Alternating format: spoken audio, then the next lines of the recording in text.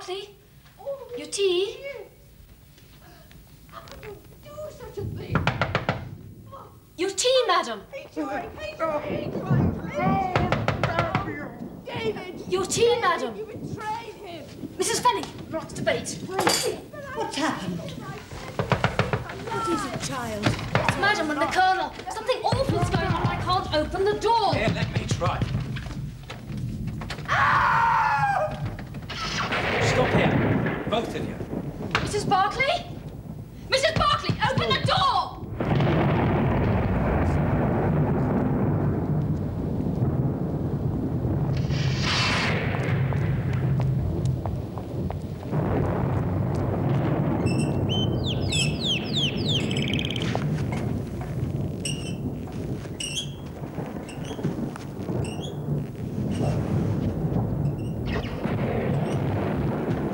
Open the door! The door's locked on the inside as well, and there's no key. I'm going out for a doctor and the police.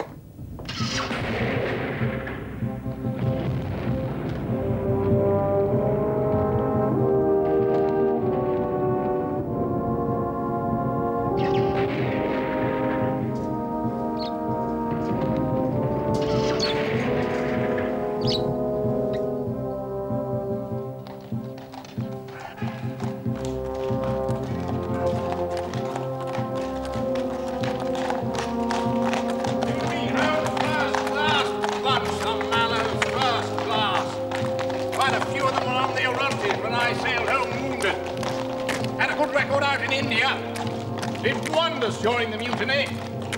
Sure you won't regret taking the case. Up, sentry.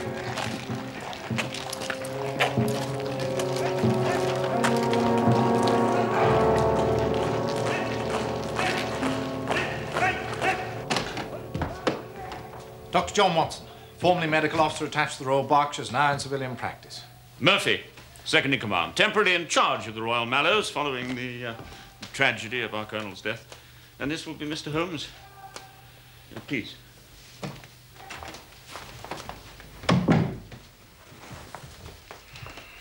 It's good of you to come so swiftly.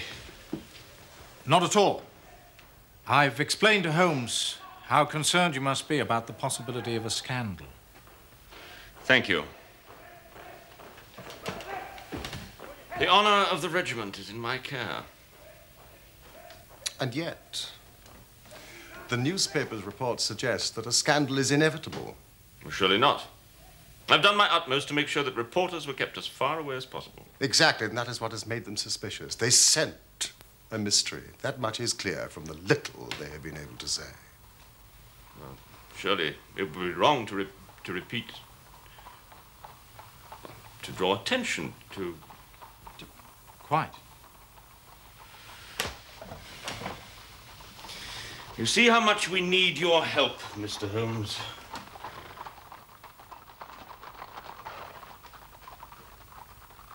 What do you say, Holmes? What can I say? Major Murphy, you have told me nothing. I have come down here after persuasion from my friend, Dr. Aldershot, who has more interest in military matters than I. Now that I am here, please, tell me the facts. The commanding officer of this regiment, Colonel James Berkeley, was found dead in his villa at about 10 o'clock the night before last. The body was found by Private Bates, his batman, lying in the morning room. There was a ragged cut 2 inches long in the back of his head, which had evidently been caused by a violent blow from a blunt instrument. And upon the floor by the body was a singular hand-carved wooden club. Also, stretched out on the sofa, lying in a dead faint, was Nancy, Mrs. Berkeley. Please continue, Major Murphy. The servants had been alerted to the tragedy by the sounds of a quarrel between the Colonel and Mrs. Berkeley. They tried to enter the morning room, but found it locked. Bates had to go round by the garden and get in through the French windows. And I suspect Mrs. Berkeley. Yes, but she is quite incapable of such a dreadful act. I have been the late Colonel's second-in-command for a number of years. I've come to know Nancy Barclay well. Of course.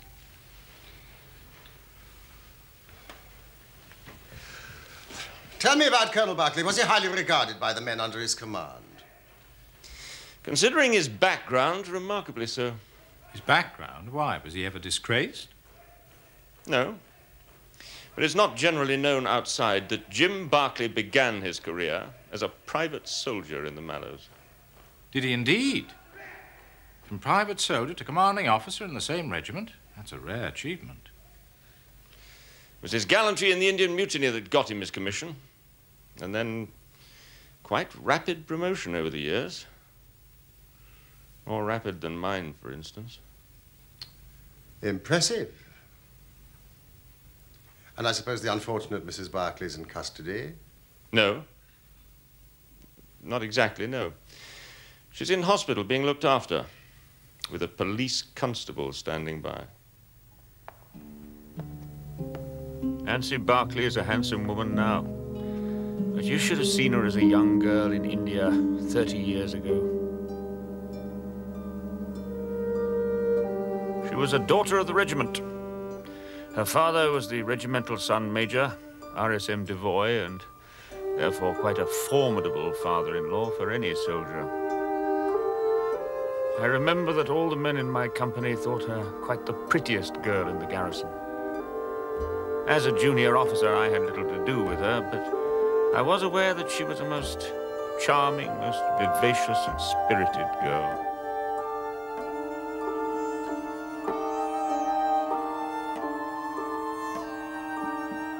It was quite understandable that Barclay was not the only man in the regiment who sought her hand.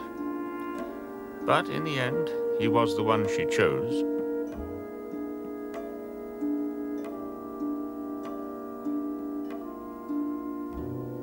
They were married at Bertie, not far from Cawnpore, a few months after the besieged garrison there was relieved by General Neal's column in the summer of 1858.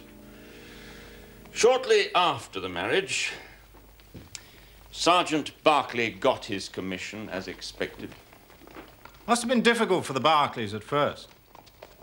NCO promoted from the ranks, married to a regimental sergeant major's daughter. Yes, I believe there was some little social friction.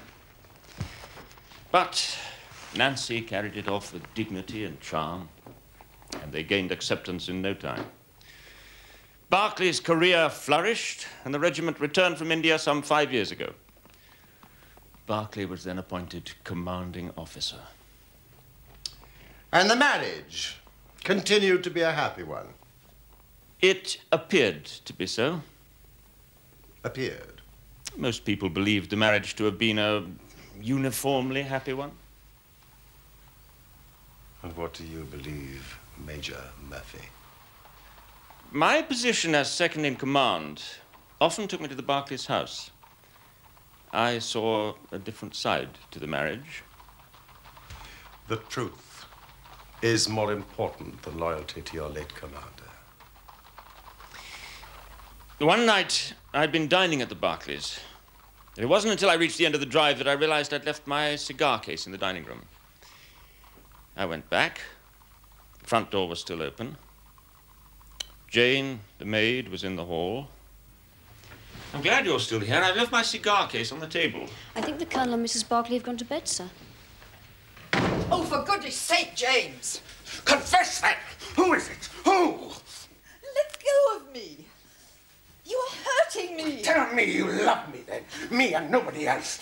Do you hear? Do you hear me? Oh, would I have married you if I didn't? I don't know. Sometimes I wonder.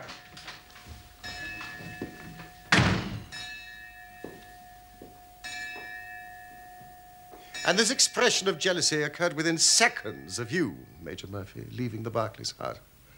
Tell me about the Colonel. Was he a violent man in any way? On occasion. He could be most vindictive towards young subalterns. But he'd clawed his way to the top. You need to be ruthless to do that. Well, surely he didn't still feel out of place as an officer? No, I don't think so. but he was subject to a peculiar form of depression. The Queen. The Queen.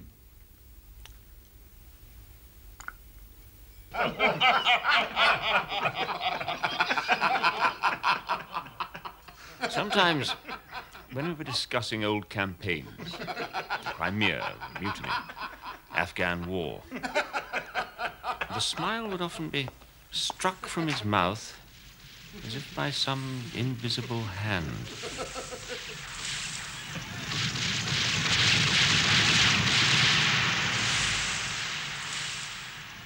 Yes, long service in India can have that effect.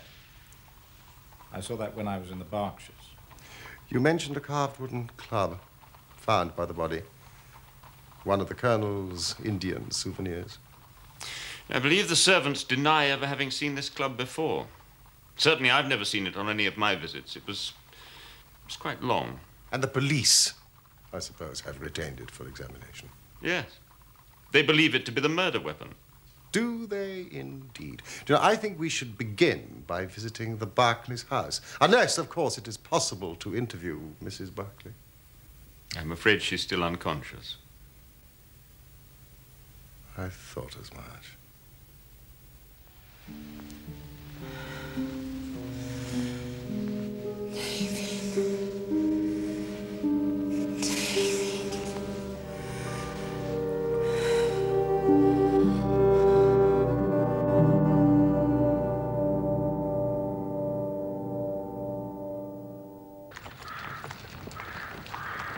Holmes, suppose Mrs. Berkeley had a lover and the Colonel had found out.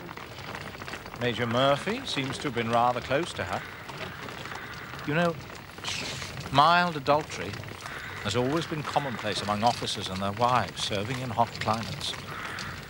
Thank you, Watson, for educating me in military morality. If there had been anything between Major Murphy and Mrs. Berkeley, would he have related the incident of his forgotten cigar case?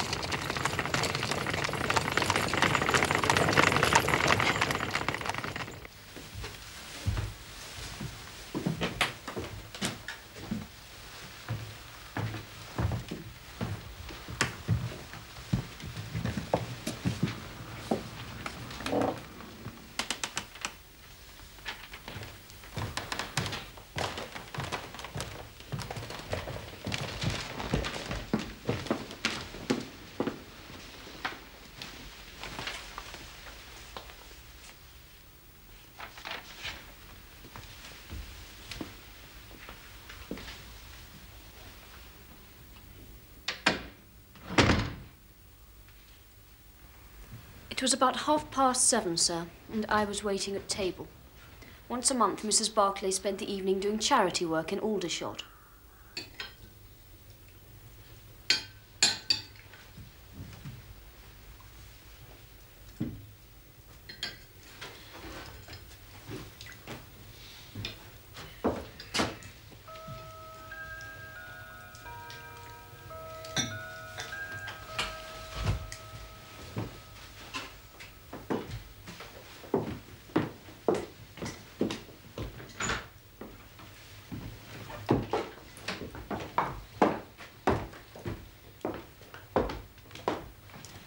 Where are you off to in such a hurry? Well, the distribution of old clothing starts at 8 o'clock. And I promised Anne Morrison I'll be at the Mission Hall on time. Well, if you want to catch some filthy disease from a lot of flea-ridden down-and-outs, I suppose that's your affair. I believe in putting back into life as much as one gets out of it. We've been fortunate with our lot. Others haven't been so lucky. Don't be late back. Of course not.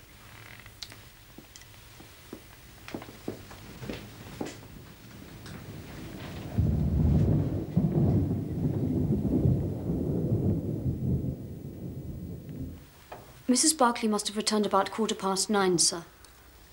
I was in the kitchen helping the cook with the dishes. There was thunder in the distance, and I was just saying to Mrs. Fenning that there was a storm brewing when the morning room bell rang. I came up here to find that Mrs. Berkeley had returned. She was walking up and down this room, sir. Very pale. Upset.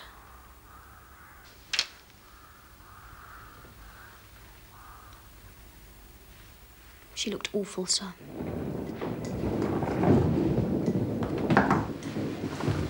You rang, madam? Yes, Jane. Bring me some tea, will you? Of course, madam.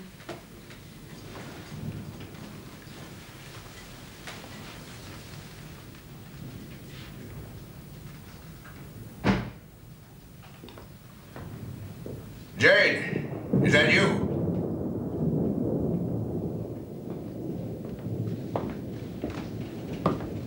Yes, sir? Did I hear Mrs. Barclay come in? Yes, sir, she's in the morning room. The morning room? Yes, sir, I'm just about to take her a pot of tea. Tea? What does she want tea for at this hour?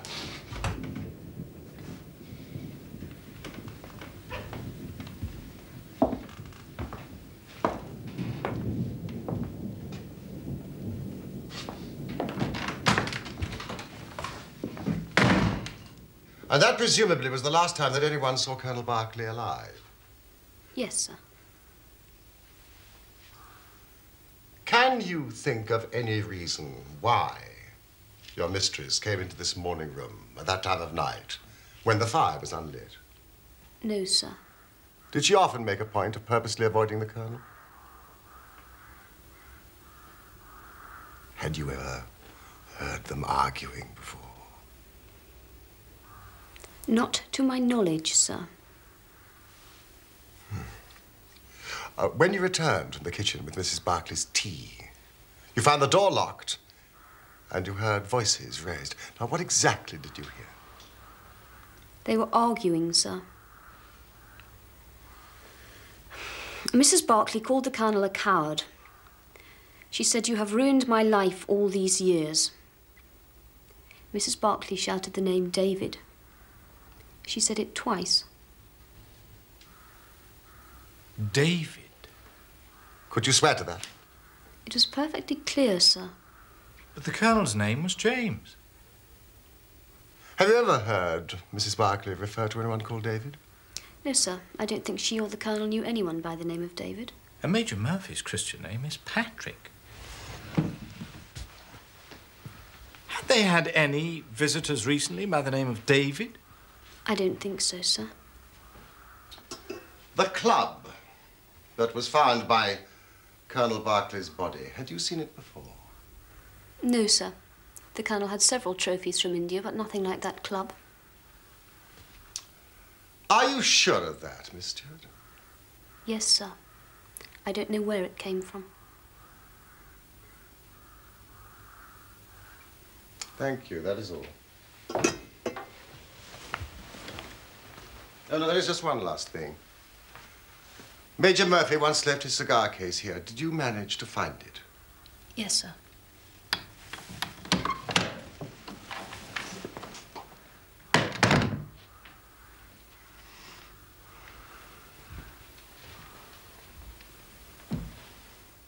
The Colonel was lying down here, sir. With his head by the fender? Yes, sir. You can see the mark of the blood still. But the most frightening thing of all, sir, was his face. His face? When I rolled him over, I almost fainted away to look upon it. It was all contorted, screwed up, with the most horrible look of fear and terror. As if he'd foreseen his own death? Quite possible, sir. Thank you, Bates. What apparition, what monster was it that could have frightened the Colonel so? Not Nancy Barclay, for sure. This door was locked shut, sir, and what's more, the key was missing. Missing? Yes, in the end we had to send for a locksmith to open it. You have made a thorough search for the key. We searched high and low, Mrs. Barclay hadn't got it, and it wasn't in the Colonel's pocket, sir. Thank you, Mrs. Fanning.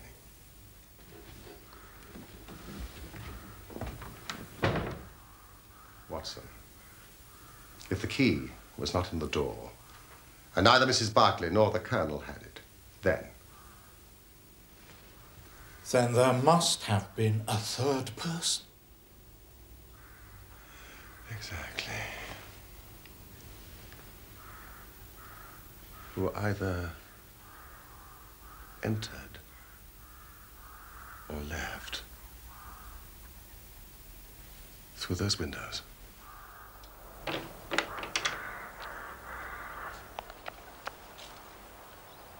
These are Bates's footprints.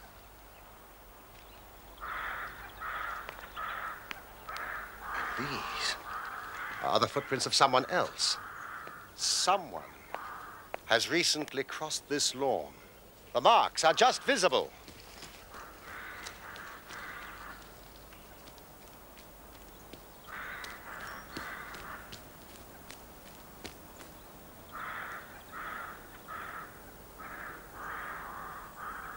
He entered and left through those windows, Watson. We're on the right scent.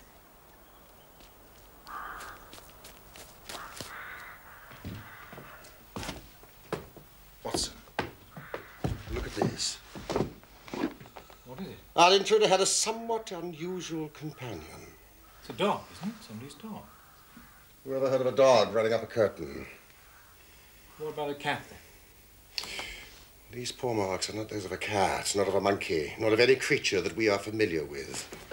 I would think from hind foot to forefoot, at least 15 inches, add to that the length of neck and head. You have a creature of no less than 2 feet, more if there's a tail. And the length of its stride is odd.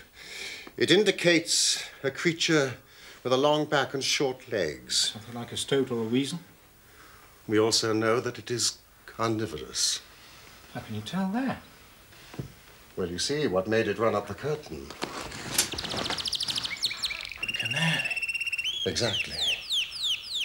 Then what was this beast?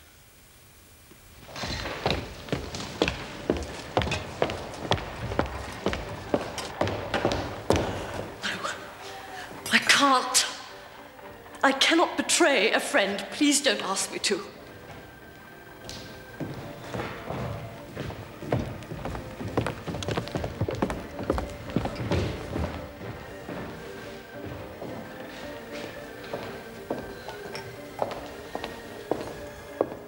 Miss Morrison. When Mrs. Barclay left her house to come here 2 nights ago, she was happy and contented. When she returned 2 hours later, she was a changed woman. Now the police suspect her of murder. You owe it to your friend to clear her name. You must tell me what happened last night that so changed her. Very well. I shall break my promise of silence if what I can say can really help her. So there was something. It was most bizarre. I should explain that we come across all sorts and conditions of men here. Yet the other night I saw the most extraordinary creature I have ever seen. Not only had he a crooked back, but he was lame and walked with his knees bent. His face was darkly tanned, crinkled and puckered like a withered apple. I thought to myself that truly there are some of us on this earth who are burdened with more than their fair share of misfortune. This vision was made more unusual by the oriental garb the man was wearing.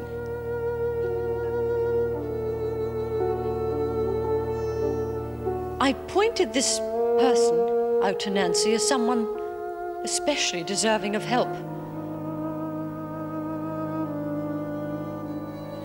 Nancy had indeed been in good spirits that evening, and I saw her go towards the man and ask him if he needed assistance. It was now that a change came over Nancy. She had begun a conversation with the man when suddenly all the colour drained from her face. She looked as though she had seen a ghost.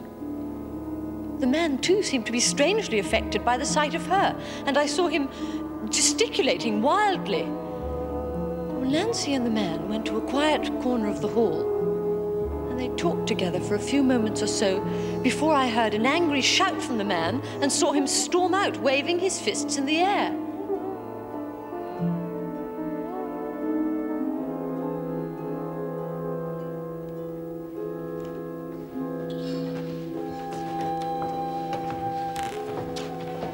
What is it? Are you all right?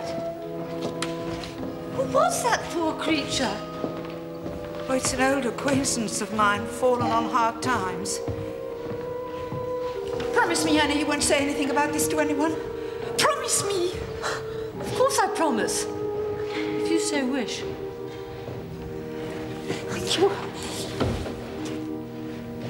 And the identity of this man? I thought you might ask me that. Well, after this terrible happening, Nancy left. I naturally made a few inquiries among some of the regulars.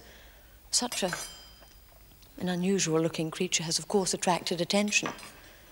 It appears he is an old soldier recently back from India. No one knows anything else about his background, except that he makes a living by entertaining the troops. Conjuring tricks, that kind of thing. And did you tell the police about him? Of course not. A promise is a promise. Yes, of course. Thank you, Miss Morrison.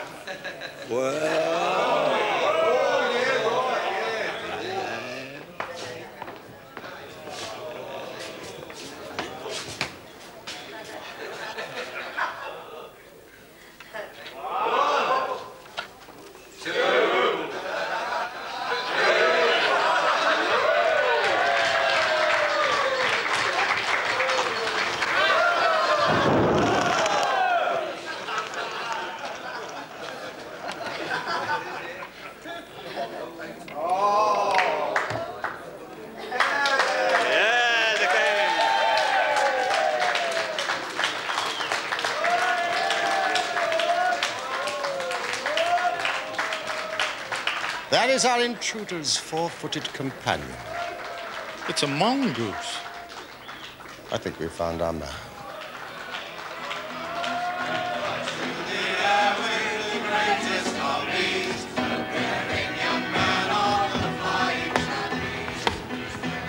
Mr. Henry Wood, I believe, native India. May I have a word? What about? The little matter of Colonel James Berkeley's death.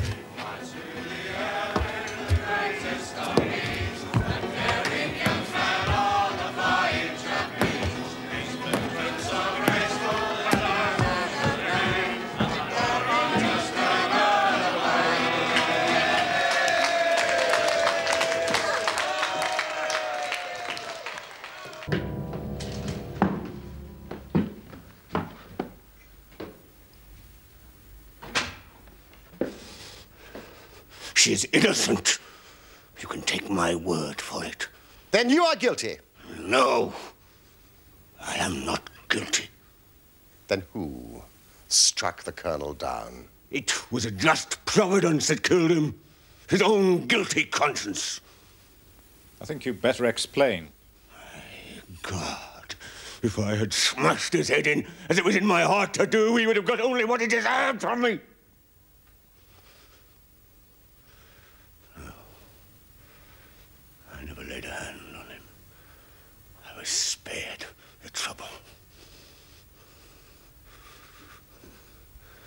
I'll tell you my story. There's no cause for me to be ashamed of it.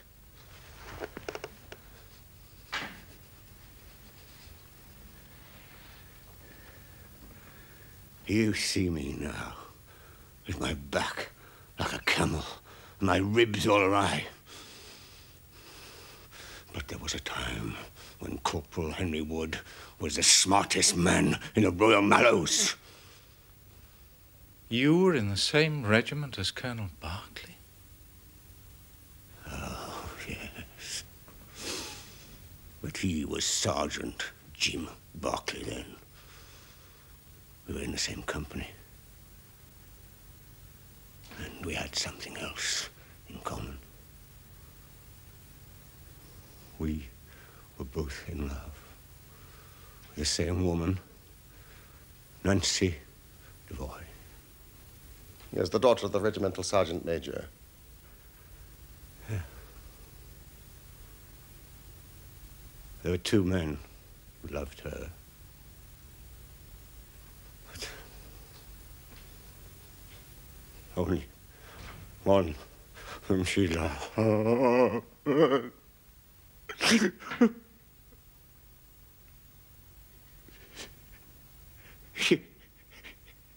You'll laugh when you look at this poor thing huddled in front of the fire and hear me say that it was for my good looks that Nancy loved me.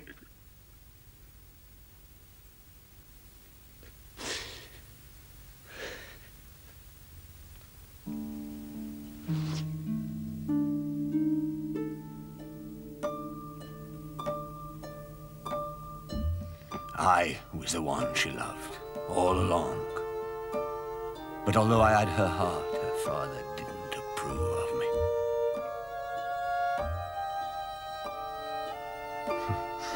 I was a harum, scarum, reckless sort of lad. But I was always honest and plain dealing as well. No, Nancy's father wanted her to marry Berkeley. He was careful to keep out of trouble, always did the right thing. Not like me, who took Nancy to places her father didn't like. Besides, Berkeley had had an education. He was already marked for the sword belt. RSM Devoy naturally thought Berkeley the better match for his daughter.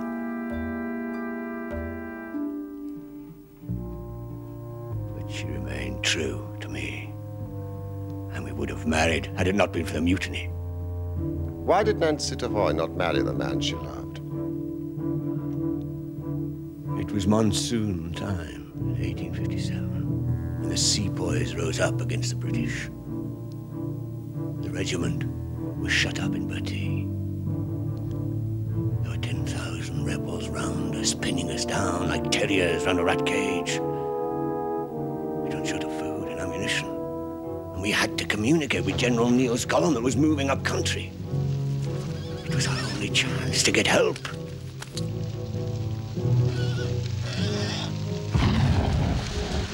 Our company commander had asked for a volunteer, a fit, strong soldier to slip out of the garrison at dead of night and make contact with the relief column out on the plain beyond.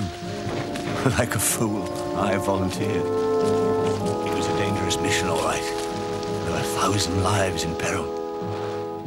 But I was thinking of only one of them.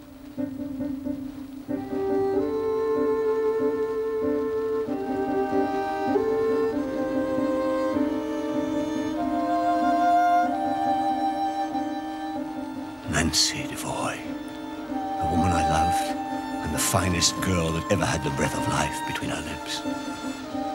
Saying goodbye to her was the hardest thing.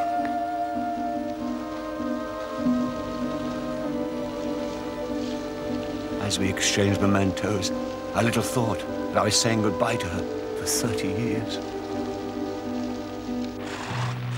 It was my rival for Nancy's hand that saw me off on my journey through the enemy lines that night.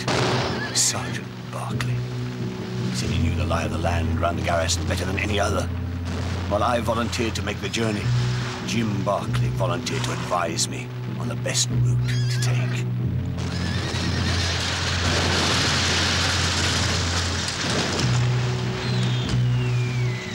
So, just after 10, while my comrades gave me covering fire, I set off.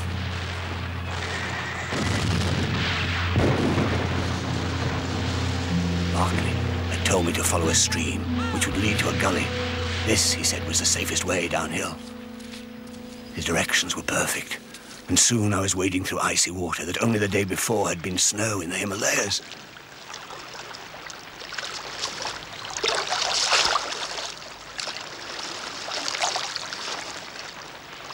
I could see the lights and fires in the rebels' camp, but I kept well down, out of sight of their sentry posts. I came to the gully and thought I was safe.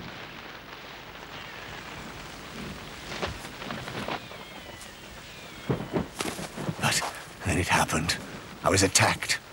Something hard cracked down on my head. Then everything spun round. When I came to, I was trussed up like a chicken and hanging from a tree. My arms felt as though they were being wrenched out of their sockets.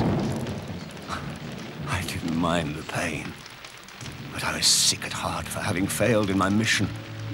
What would be the fate of those I had been trying to save?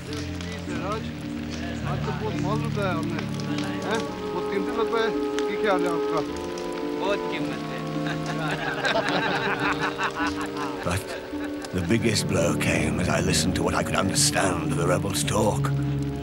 I heard enough to realize that I had been betrayed. The very man who had shown me the way to take had betrayed me to the enemy. Barclay had got rid of me to make sure he could have my girl.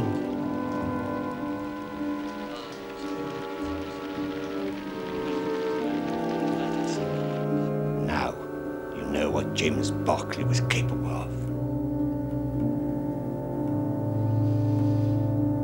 Well, it turned out that General Neal's column was already on its way to relieve Bertie. The rebels retreated. They dragged me away with them. I was tortured. Tried to escape. Was tortured again. It was to be many a long year before I saw another white face.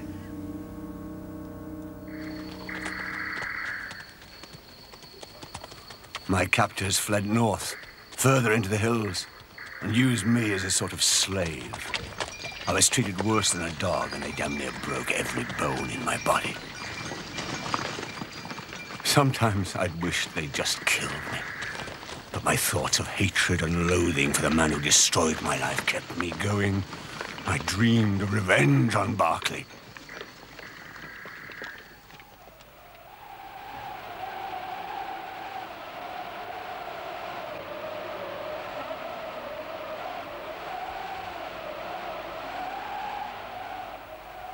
One day, some Afghan tribesmen murdered the rebels who held me prisoner. They left me for dead too. But by a miracle, I still lived.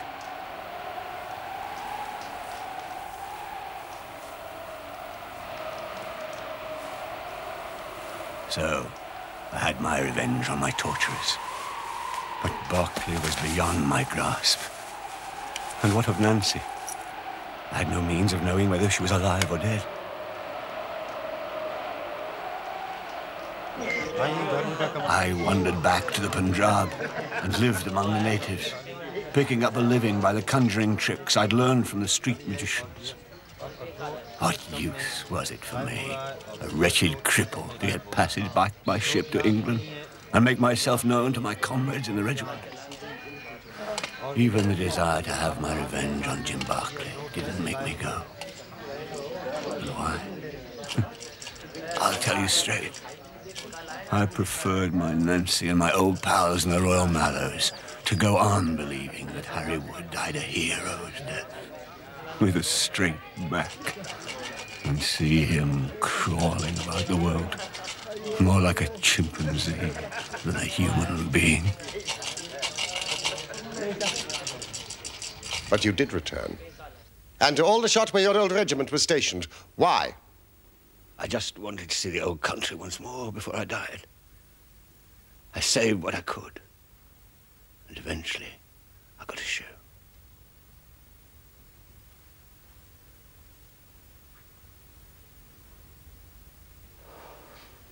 I didn't know the regiment was stationed here in Aldershot. I just wanted to be where there were soldiers. I could earn my keep, going round the canteens, doing my tricks to entertain them. And I no longer wanted to kill Berkeley. The fires of revenge had burnt low over the years. Until I saw her.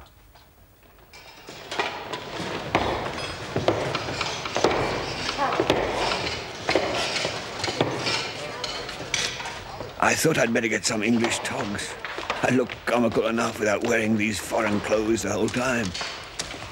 At first, I was more interested in finding a thick overcoat than looking at the charity ladies who were doling them out. Then, one of them came over. I recognized her at once. She'd hardly changed. Still beautiful. What's more amazing is she seemed to know me. Good evening. Can I help you? Have you been able to find anything that...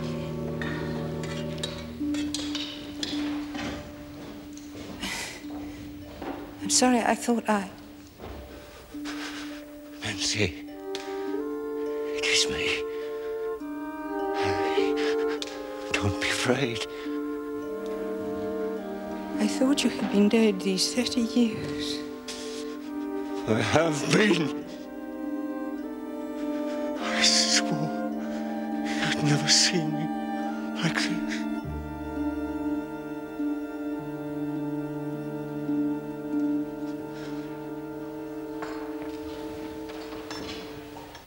We spoke for a moment or two together. I told her some of my story.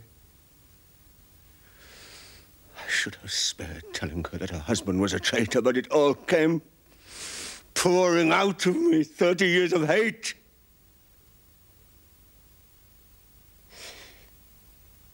She was so affected by what I said.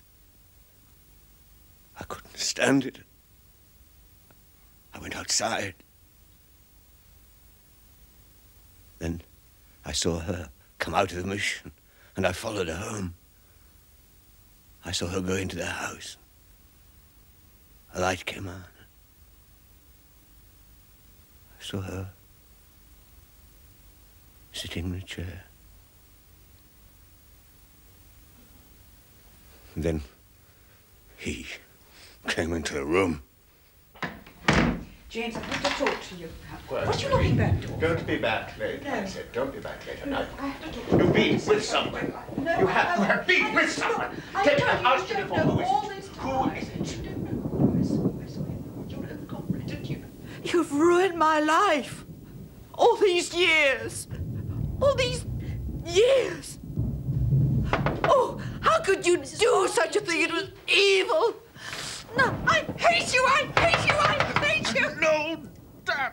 To see him lay a hand on her made me mad with anger. My feelings overcame me. No. David! David, you betrayed him. It's not true. Mrs. Benn is alive. I tell you, I've seen him. You're lying. No. You're mad.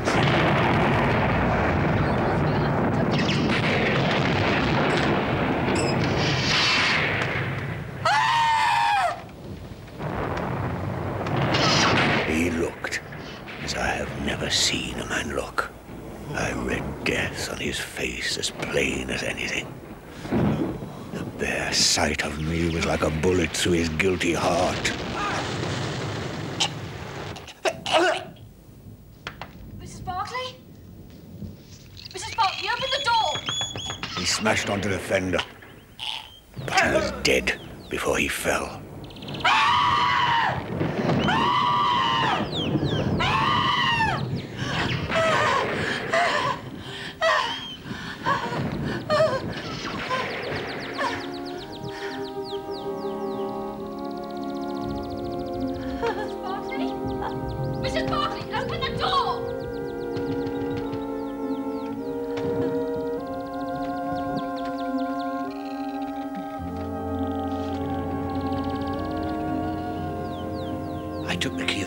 Nancy's hand, intending to open it and get help.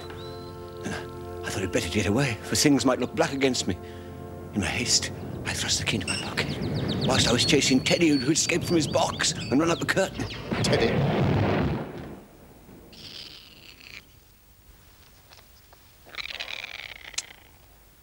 So the Colonel died before he struck his head on the fender. An apoplectic fit brought on by shock. Mr. Werner, provided the coroner reaches the same conclusion, Mrs. Barclay... Nancy. ...will be free. I trust you would have no objection to repeating your story to the police, should the need arise. Mr. Holmes. How is Nancy? She's in hospital. I understand in time she should make a complete recovery. Thank God.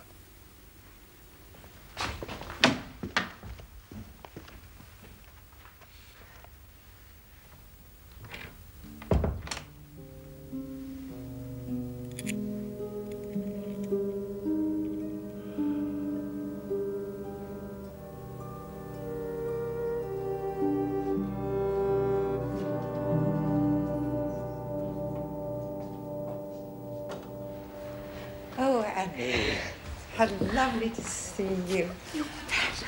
Yes, I'm much better.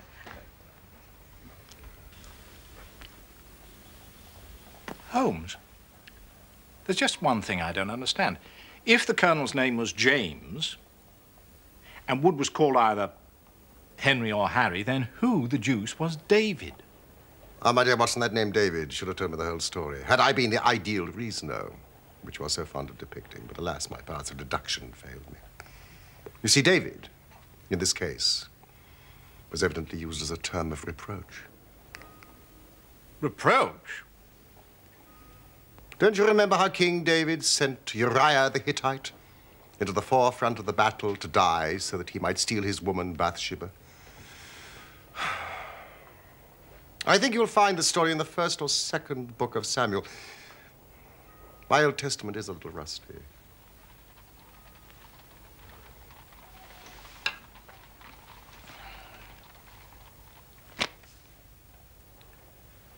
You're quite right, Holmes.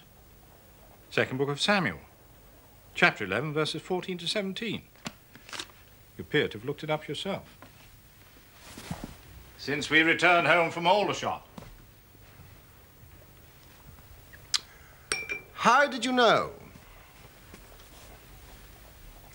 You used this bill for our meal at Waterloo as a bookmarker, did you not? Excellent, Watson. Elementary, my dear Holmes.